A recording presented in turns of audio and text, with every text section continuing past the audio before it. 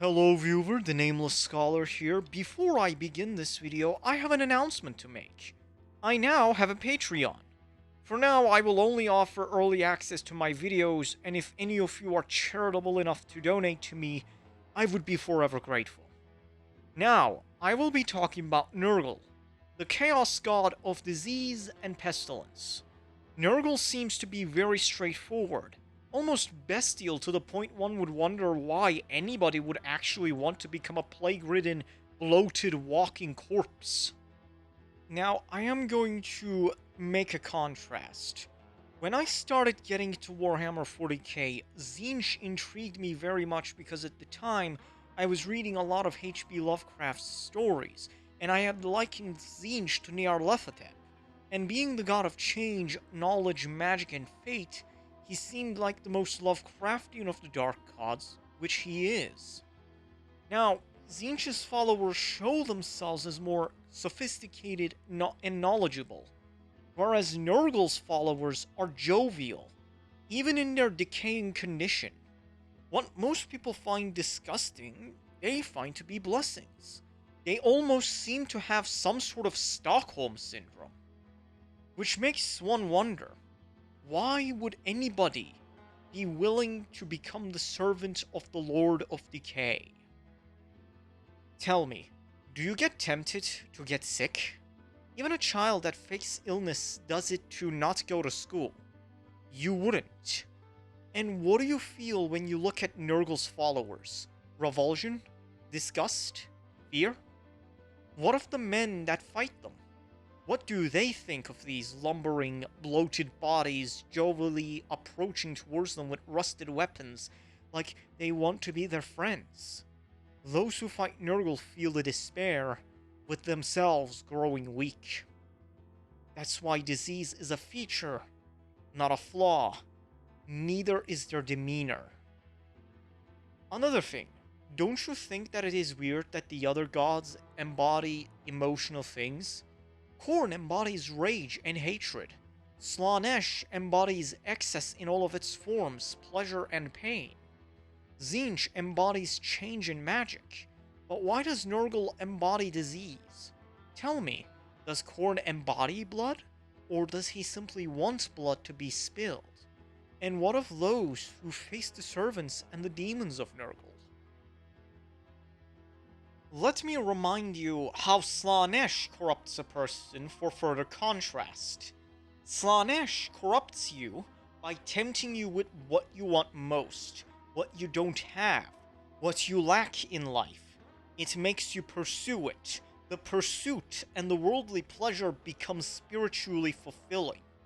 As long as you continue following it, and the more you follow it, your love gets reordered, meaning that you will love the pleasure Slaanesh brings to you more than you want to be saved, and when you eventually do lose your free will and become a slave to darkness, you will think that it was all worth it in the end. But how does Nurgle corrupt? By making you think that your diseased body looks cool? Not quite. You see, it is because plague, no pun intended, is a vector for what Nurgle truly embodies. Nurgle is the embodiment of despair and fear. And what better way to spread it through crippling disease and the crushing realization that entropy is very much real, that it comes for the old and the young, the rich and the poor, the just and the unjust. Nurgle isn't just despair and fear, but also apathy, nihilism, and self-indulgent despair. Nurgle corrupts the soul by inflicting disease upon you and pushing you into deep despair, and convincing you that the only way to be free of your disease, suffering, and how uncaring the universe ultimately is, through surrendering to the Rotfather. In order to do this, and make this look like the logical answer, Nurgle makes it so that you abandon all hope for salvation. And when you do, he makes you comfortable in your securities as you get diseased mind and body. The reason why the followers of Nurgle are so full of joy is that they have made peace with their horrible condition and how uncaring the universe is, and they believe the comfort that they received was worth it in the end. Nurgle reorders your love towards accepting your hopeless state and of Nurgle himself, because it was him whom gave you the truth that the universe is not only uncaring of your suffering, but you will one day die and you will return to dust. That it's okay to not improve. It's okay to enjoy your own despair. And it's okay to be apathetic. He takes misery loves company to a whole new meaning, as the reason why his followers spread the diseases as gifts, quote unquote, is that they are the way in which others get to be a part of the know, to understand that their situation is hopeless, not only against Nurgle itself, but the truth of life that everything dies. And what better way to embody this fact and apathy than through disease? My viewers will know exactly which clip I will play. Apathy is death. You might have noticed something.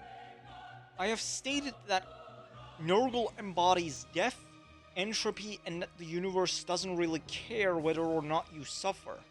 Well, that's not the whole of it, and I would like to talk about another story in order to understand why Nurgle embodies these realities as well. In the Old Testament, there is a rather infamous book called Job. It is the tale about the titular character whom was a very wealthy man that had a lot of children, a loving wife, a lot of livestock, and wealth. He was a righteous man, a God-fearing man. One day, the accuser, or the devil, went to God and told the Almighty that the only reason why Job is so devout is because he is materially wealthy. God tells the devil that he can do anything to Job and with Job, provided that he doesn't kill Job. So first off, the devil kills all of Job's children in a fire and then has all his livestock killed. But that didn't work. But then, the devil afflicted Job with sickness, and this really pushed Job to despair. He then let out his infamous lamentation in Job chapter 3. Quote, "May the day of my birth perish, and the night that said, a boy is conceived. That day, may it turn to darkness. May God above not care about it. May no light shine on it. May gloom and utter darkness claim it once more. May a cloud settle over it. May blackness overwhelm it. That night, may thick darkness seize it. May it not be included among the days of the year, nor be entered in any of the months. May that day be barren. May no shout of joy be heard in it. May those who curse days curse that day, those who are ready to rouse Leviathan. May its morning stars become dark. May it wait for daylight in vain and not see the first rays of dawn.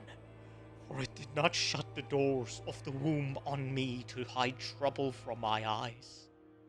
Why did I not perish at birth and die as I came from the womb?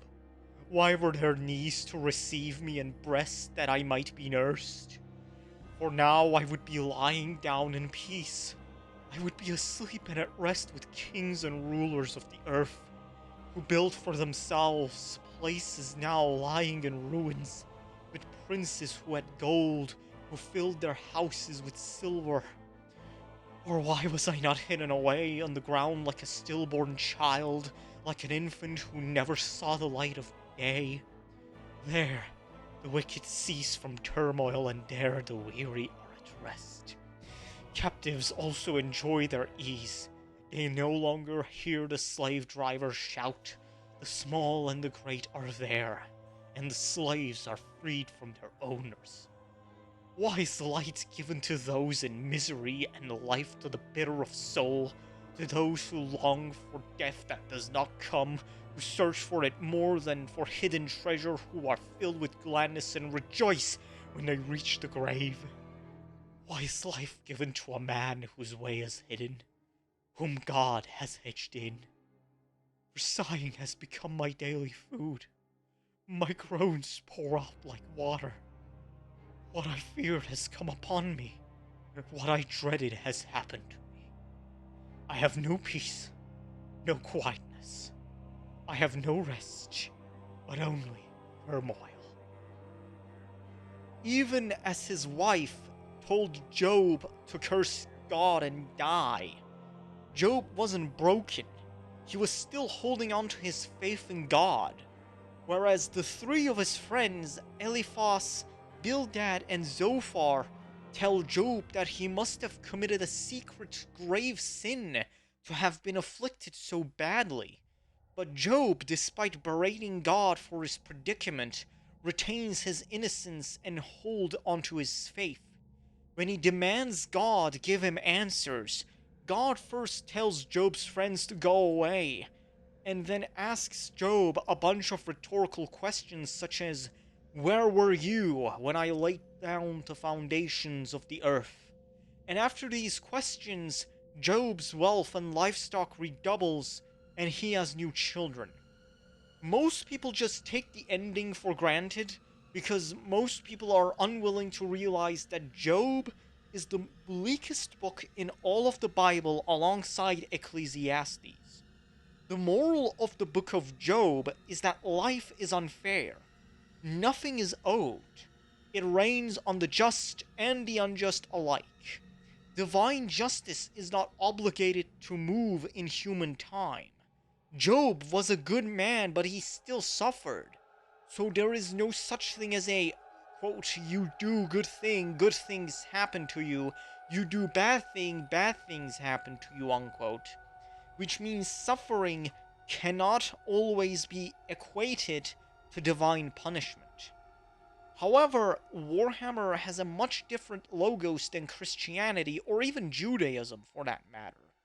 Nurgle takes the bleakest part of the Book of Job and makes you realize there is no Messiah. There is no transcendent moral lawgiver. There is only chaos. Only war.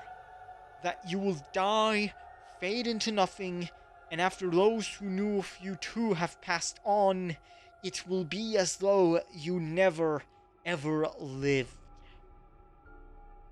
But how am I going to tie this theology lesson with Nurgle?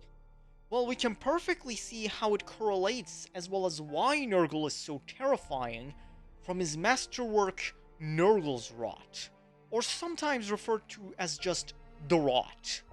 It has a 100% fatality rate. It is an affliction of the body, mind, and soul that alters what one loves most, and even their thought patterns and physiology, and their very being. The initial symptoms of Nurgle's Rot includes malaise and waking visions. Depending on strength of character, the advanced symptoms can take weeks or months to manifest. Advanced symptoms include pus-filled buboes at the armpits and between the legs, discoloration of the skin, sinus, kidney, and liver problems. Psychological symptoms include depression and hallucinations.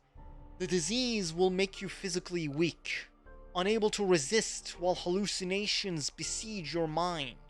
No matter how much you resist, it will hollow your soul and fill it with nothing but despair, and show you that the universe is an empty void, uncaring of your joy and suffering, that everything will eventually fade away and die. And every passing moment, it gets worse, and you start thinking that no one can save you. That the only way for this pain and for this existential dread to stop is to accept it, Become apathetic to it.